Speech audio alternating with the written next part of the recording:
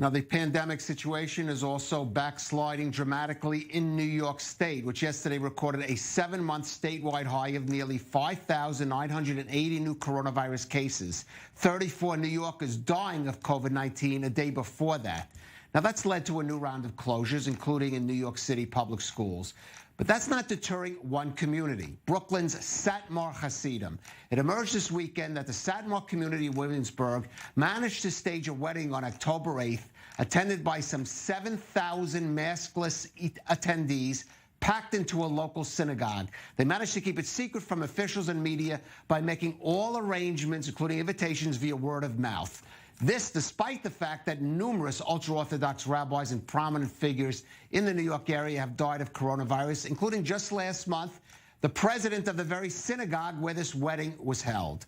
Well, joining us now from New York is Dov Hikind. He's a former New York State Assemblyman for a Brooklyn neighborhood where many ultra-Orthodox have lived, and now a founder of Americans Against Anti-Semitism. Dov, thanks for joining us again. Look, we've talked about this before, and yes, ultra-Orthodox Jews in Brooklyn have some legitimate complaints about closing storefronts and schools and double standards, but to have an event like this, how do you just even explain the mentality, knowing that in their own community so many people have died of coronavirus?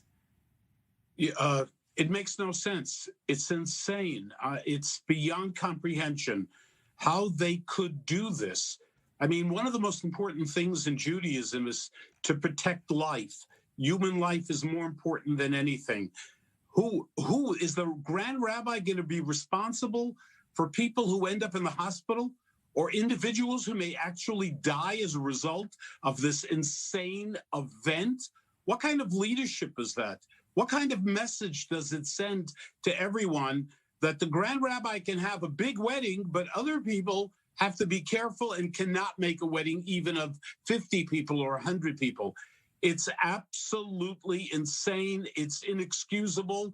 And for people there to say, well, you know, there are people demonstrating and people were out in the streets to celebrate the Biden victory, that is a ridiculous argument to make. How do you do that? People on top of each other, singing, dancing. I mean, it's like committing suicide for people. That's what it is. Right. Now, Dov, it's fair to point out, you've also been critical of the authorities, the municipal authorities, Mayor de Blasio, Governor Cuomo, some of the measures they've taken to the community. But then let me ask you, what needs to be done? What could be done to try to make sure in a reasonable legal way that this kind of event doesn't happen? You know, I'm not sure when you have a grand rabbi who has tens of thousands of followers and sets the example. Remember, it's not some individual doing this. It is the leadership of Satmar in this case making this wedding. Look, as far as I'm concerned, I would support the strongest measures on the part of whether it's the governor, the mayor. I mean, you know, they kept it very, very secret. I know that. But they are literally endangering the lives of people. I'm telling you that someone in that crowd is going to be in a hospital in the next week or two. The percentages are just there. It makes no sense. I mean, what kind of Judaism is this? I really don't get it. I know the people in Satmar. I have great relationships. I know the rabbis, both Satmar rabbis. I visited them on a regular basis. But this is beyond comprehension, beyond understanding.